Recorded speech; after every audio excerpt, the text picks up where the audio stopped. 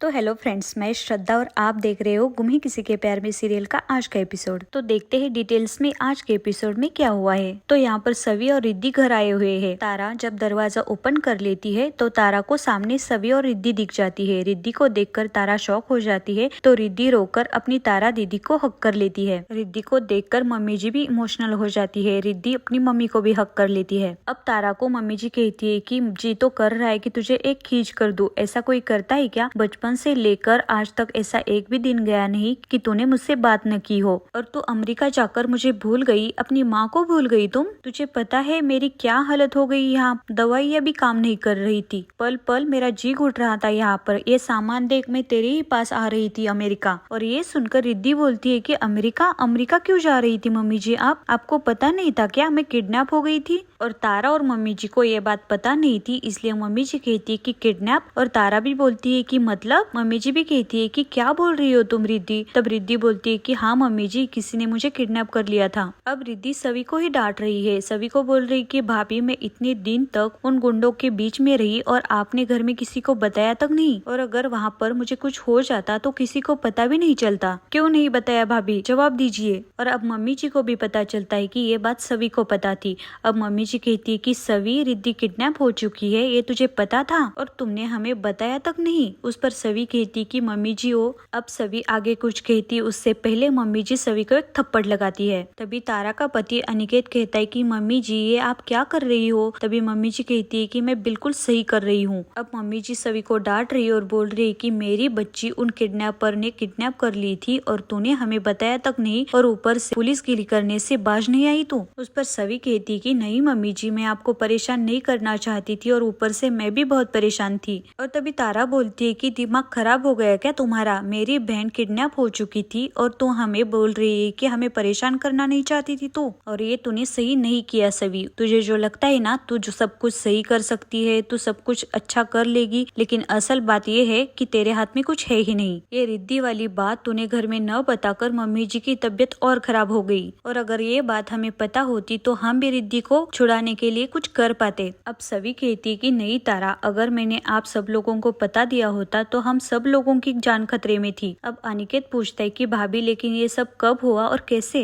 अब सभी सब लोगों को सच बता देती है और सभी बोलती है कि जिस दिन रिद्धि यूएस जा रही थी उसी दिन रिद्धि को किडनैप कर लिया था। उस किडनैपर ने मुझे धमकी दी थी, अगर ये बात मैं तुम लोगों को बता दूं तो तुम लोगों की जान को भी खतरा हो सकता है। आज भी उसने एक मुझे वीडियो मैसेज भेजा था, उसी की मदद से मैं रिद्धि को ढूंढ पाई। मैं बहुत ही मुश्किल से उस गुंडों के पास से रिद्धि को बचा कर लाई हूँ, लेकिन फिर भी घर में सभी को कोई भी अप्रिशिएट नहीं करता। सभी कुछ और करना चाहती थी और घर वालों को कुछ अलग ही लग रहा है। और मम्मी जी भी सभी को बोल रही है कि क्या मेडल दूं क्या तुझे? अगर तूने ये बात पहले मुझे बता दी होती तो श्रीचंद से कह के मैं रिद्धि को कब की छुड़ा कर लेकर आती। अब मम्मी जी को कौन बताए कि वही श्रीचंद है जिसने रिद्धि को किडनैप किया था। अब मम्मी जी सभी को ये भी कहती है कि अगर मेरी बच्ची को कुछ हो जाता तो कौन जिम्मेदार होता। अब मम्मी जी बोलती है कि तू तो है ही ऐसी, लेकिन वो श्रीचंद, उसने भी मुझे झूठ बोला, उस बेवकूफ ने भी तेरा साथ दिया, अभी मैं उसे बात करती हूँ। और ऐसा कह के मम्मी जी वहाँ से गुस्से से चली जाती है। अब थोड़ी ही देर बाद सभी अपने कमरे में है और सभी रोने लगी है, क्योंकि सभी को याद आ रहा है कि कैसे उसने रिद्धि को छुड़ाया है और फिर भी घर वालों ने उसके साथ ऐसा बिहेव किया। और तभी वहाँ पर सही आ जाती है। सही अपनी मम्मा को सैल्यूट करती है। तब सभी बोलती कि सही, आप मुझे क्यों सैल्यूट कर रहे हो? तब सही बोलती है कि क्योंकि आप मेरे हीरो हो, आपने उन बैड अंकल से फाइट करके रिद्धि फुई को छुड़ाया। मैंने उस दिन जब ब्रेवरी दिखाई थी तो आपने मुझे सैल्यूट कर दिया था ना, तो आज मैं आपको सैल्यूट कर रही हूँ। और ये बात सुनकर सभी के चेहरे में थोड़ी स्माइल आ जाती है, क्योंकि घर में कोई ऐसा है जो सभी से प्यार करता है और सभी को समझता भी है। अब सभी सही को बोलती है कि आपको पता है इस फाइट में मैं अकेली नहीं थी, आपके पोकी अंकल भी थे। उस पर सही बहुत खुश हो जाती है। सही बोलती है कि सच में? तो मुझे उन्हें भी थैंक यू बोलना होगा, लेकिन उनका तो फोन ही नहीं लग रहा है, क्योंकि सभी ने सही के फोन से नील का नंबर ब्लॉक कर दिया है। लेकिन पता नहीं अब सभी के दिमाग में क्या चल रहा है, इसलिए सभी अब सही को बोल रही है कि सही बेटा आपका फोन लेकर आओ, मैं देखती हूँ क्या हुआ है। सही जब अपना फोन लेकर आती है तब सही के फोन से सभी नील का नंबर अनब्लॉक कर देती है। अब सभी कॉल करती है तो नील को कॉल लग जाता है, और यहाँ पर नील अपने कमरे में था।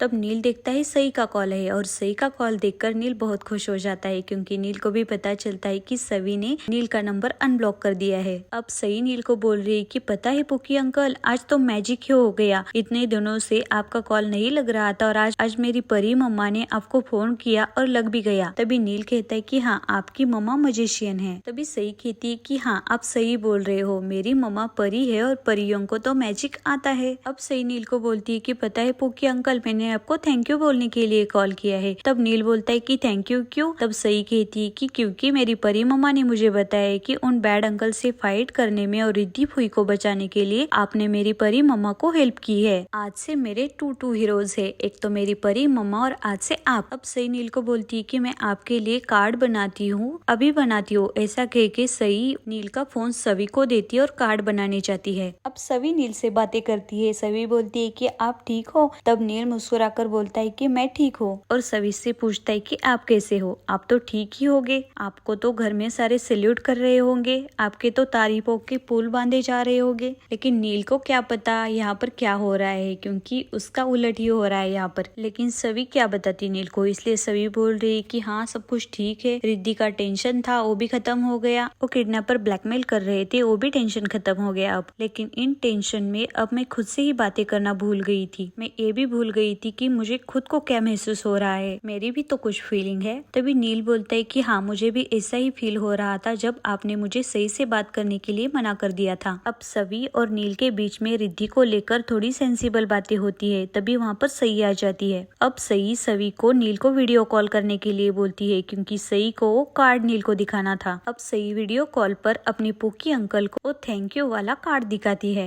अब सई और नील के बीच में थोड़ी प्यारी सी बातें होती है और ये बातें सभी बहुत एंजॉय करती है। अब नील और सई के बीच का वो प्यार वाला रिश्ता सभी समझने लगी है और नील इतने प्यार से अपनी लिटिल पोकी से बातें कर रहा था, वो जीतू अंकल देख लेते हैं। और यहाँ पर नील की आई अपना पुराना वाला ड्रामा कर रही है। पहले तेजस्विनी के लिए करती थी, अब सभी के लिए कर रही है। नील की आई को पहले नील की लाइफ में तेजस्विनी पसंद नहीं है, अब सभी पसंद नहीं आ रही है। और यहाँ पर श्रीचंद रजत के घर आया हुआ है और श्रीचंद रजत के आई को सॉरी बोल रहा है, क्योंकि उसने सभी के साथ साथ झूठ बोला था। श्रीचंद रजत के घर वालों के सामने बहुत ही इनोसेंट बनने का ड्रामा कर रहा है। श्रीचंद उनके सामने ऐसा बिहेव कर रहा है कि जैसे उसको कुछ पता ही नहीं है, उसने कुछ किया ही नहीं है। और श्रीचंद अपनी सेफ्टी के लिए रिद्धि को पूछ रहा है कि रिद्धि, तुम्हें कुछ याद आ रहा है? उन लोगों ने तुम्हारे साथ कुछ गलत तो नहीं किया ना? और रिद्धि कुछ नहीं की थी, क्योंकि रिद्धि को मारुति पसंद आने लगा है, इसलिए रिद्धि बोलती है कि मुझे कुछ याद ही नहीं आ रहा है। अब श्रीचंद रजत के सारे घर वालों को उसने एक गणपति मंदिर में पूजा रखी है, वहाँ पर इनवाइट करता है। तो श्रीचंद को यहाँ पर पता लगा है कि सभी को नील ने भी हेल्प की है, इसलिए श्रीचंद बोलता है कि उस डॉक्टर के यानी कि नील प्रधान के फैमिली को भी मैं इनवाइट करने वाला हूँ। और तभी वहाँ पर सई थी। सई बोलती है कि नील प्रधान। तब तारा बोलती है कि क्यों सई, आप जानते हो उनको? तब सई बोलती है कि हाँ, मैं जानती हूँ, वो तो मेरे पोकी अंकल है, उनसे ही मैं फोन पर बातें करती हूँ और उन्होंने ही मुझे उन बैड अंकल से बचाया था। अब सई सारे लोगों को रुको बोलती है और अंदर जाकर अपनी परी मम्मा का फोन लेकर आती है और स्कूल में जीती हुई ट्रॉफी भी लेकर आती है। अब सई सारे घर वालों को श्रीचंद के सामने ही सब कुछ सच बता देती है और बोलती है कि पोकी अंकल मेरे स्कूल आए थे और पेरेंट्स रेस में परी मम्मा के साथ उन्होंने पार्टिसिपेट भी किया था और वो जीत भी गए थे मेरे लिए। और ये बात तारा को बिल्कुल अच्छी नहीं लगती। तारा सभी को बोलती है कि क्यों मैडम, वो क्या सई का बाप लगता है